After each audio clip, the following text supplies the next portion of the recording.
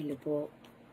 Salamat po sa inyong lahat na madadaanan ulit ng bagong content ko na to.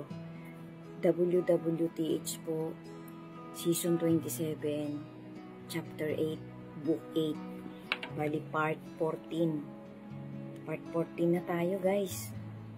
Thank you so much po sa inyong lahat na makakapag-try ulit tapusin to mula Part 1 hanggang final part. Hindi ko pa po nalalagyan ng final part itong book 8 ko. 1 to 12 na po yung nandyan sa profile ko.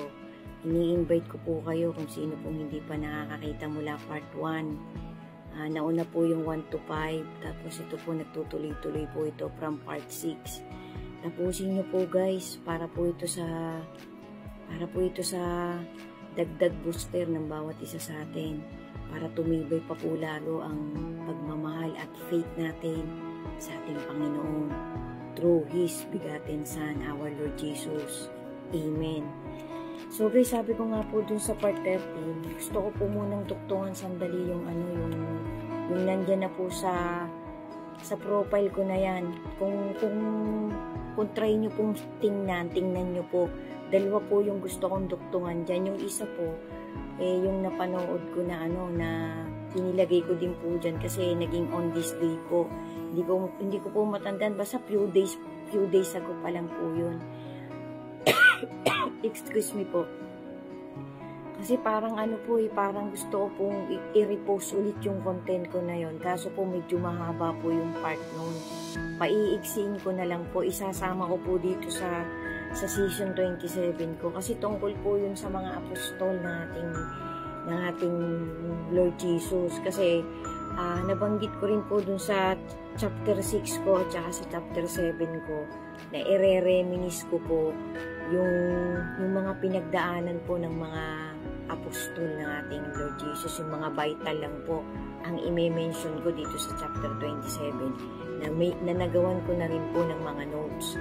Ngayon, hindi ko pa nga po yan nauumpisan kasi po ang pinaprioritize po natin yung papalapit pong harpacho tsaka yung finance ng mga signs, detailed signs ng Great Tribulation.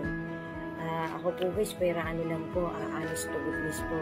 Kapag po ginagawa ko tong part na to, para po akong, kaya hindi ko po talaga maiwasang hindi sabihin, para po akong medyo kinakabog-kabog.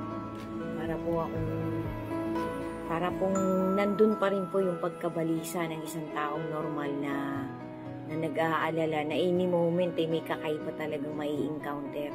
Hindi lang po sa akin nangyayari to guys, halos lahat po sa atin. Huwag po tayong magpakakampante masyado, pero kailangan po super tayo lagi.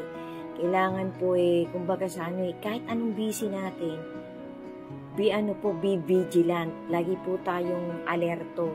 Kasi sa dami po ng lumalabas na balita ngayon guys, hindi ko na po mister pang isa-isahin yan. Hindi ko na po kailangang isama pa yung mga updates na balita sa iba-ibang parte ng mundong ito, sa iba-ibang bansa. Kahit mismong dito po nangyayari sa bansang Pilipinas. Paka-alerto po talaga tayo guys. Hindi ko na po pwedeng isama yung mga bali-balita na yan kasi alam ko naman po na lahat tayo ay nagiging aware sa nangyayari sa paligid natin. Huwag po nating babaliwalain guys ang mga bali-balita. Local and international news. Palaganap po ng palaganap talaga yung pagkakaroon ng mga tao ng lawlessness. Yung kawalan po ng respeto sa batas na ginawa ng tao para magkaroon ng kaayusan ng mundong ito na ginagalawan pa natin lahat.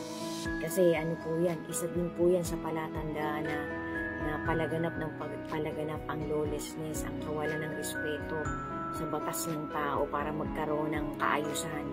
Ang bawat nasasakupan po ng bawat isa sa atin. Kung ikaw man nasa ibang bansa, isa kang Pilipino, kung ikaw ay isang OFW, kung ikaw ay isang foreigner, kung nakikita mo tong content ko na to, shout out para sa'yo. Maging alerto po tayo guys kasi po yung pong kalaban ng ating Panginoon ay talaga pong nagmamadali na po talaga siya guys kasi alam din po kasi niya ang mga plataforma ng ating Creator. Kung ang Creator po natin ay nagmamadali ay mas lalo pong nagmamadali yung kalaban niya. Kasi nga po, marami po siyang hinihikayat na maisasama niya sa tormented place. So, ang climax po nitong ano ko na to hintayin nyo po, kasi nga po magkakasunod-sunod tong part ko na to ika-climax ko po talaga dito yung mga signs po ng hell.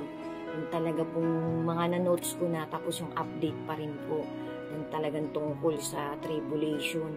So, sundan nyo po guys, sabay-sabay po nating pagnilayan ng bawat part ng content ko na to. Kasi ito po food for the soul ng bawat isa sa atin. Kasi po, talagang ginugol ko po yan talaga guys, na makagawa ako ng content na maitatawid ko sa aking kapwa-tao na may katiting na motivation, na magiging booster pa po ng mahigpit na kapit natin sa ating Creator. Napapansin ko po guys, pagka po talaga vital ang sasabihin ko, nagiging times 3 po ang pagbigkas ko, times 2. Kasi yan po para lang po dagdag lang din po sa mga chapter na inilalagay ko dito sa bawat part ko. Kasi ang Panginoon po natin ganun din po, kumbaga ang pagbibigay niya po ng mga palatandaan sa kanyang muling pagbabalik, sa kanyang ultimate na pagbabalik. Ang bawat pagbibigay niya po kapag ka po ang mga apostol nga nagkakaroon po. Kasi ang iba po kasi yung meeting nila na sila-sila lang. Iba din po yung meeting na ginagawa ng ating Lord Jesus nung panahon ng ministry niya. Yan po ay nadinig ko din sa isang matuwid na mga ngaral ng ating huling generation. Pati po sa mga pastor at mga evangelist nitong huling generation natin sa iba-ibang platform.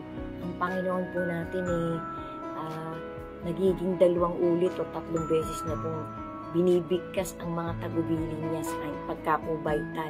Hindi po sa lagi pong nangyayari sa akin guys, na nauulit-ulit ko rin po sa bawat content ko.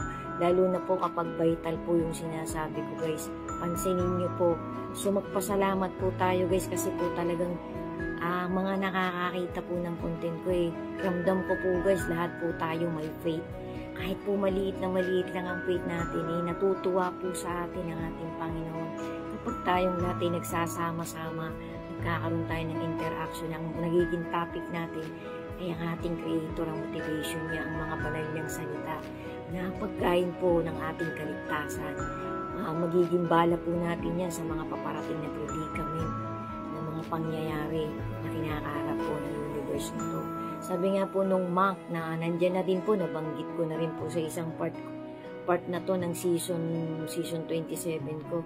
Meron na po talagang energy, meron na po talagang mga aura na nandito po, lumalaganap na, kumakalat po, palakas po ng palakas yung aura, yung energy na pinapahintulot ng ating Creator na nangyayari na po. Pansinin nyo po guys. Ang unang-una ko pong napansin guys yun nga pong lawlessness.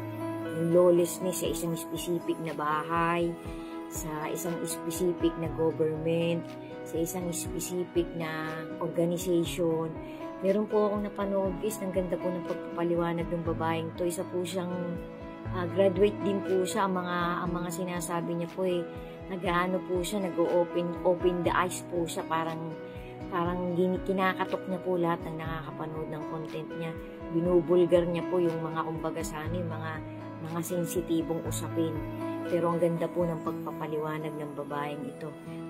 Muslim po siya, para po siyang Muslim Pero kumbaga Muslim Christian po siya. Kasi nga po hindi niyo po napapansin sa mga bali-balita. Napakarami pong nagpalit ng iba-ibang na lumipat po sa pagiging isang Kristiyano. Yan po ay katok na ng ating Creator. Kasi tinatawag na po talaga ng Panginoon yung pasalamat po tayo guys. I-pray po natin ang i-pray na magkakasama-sama tayo sa papalapit na rapture, na lahat po tayo maging chosen ng bigatin sa ating Creator. Sundan nyo pa po guys. Sana po makapagtawid talaga ako sa inyo sa bawat part ng content ko na to, ng maliit na booster na mag-i-enhance po ng faith natin sa ating Panginoon. Pagtibayin po natin guys, patuloy-tuloy po tayong magnilay sa mga motivation. Tahakin po natin talaga ang trajectory papunta sa kanilang dalawa.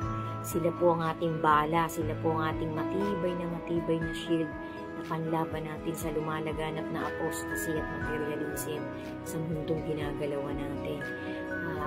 Lagi po nating alalahanin ang ating Panginoon ay walang hinahangad na masama sa bawat isa sa atin. Sundan niyo pa po. God bless.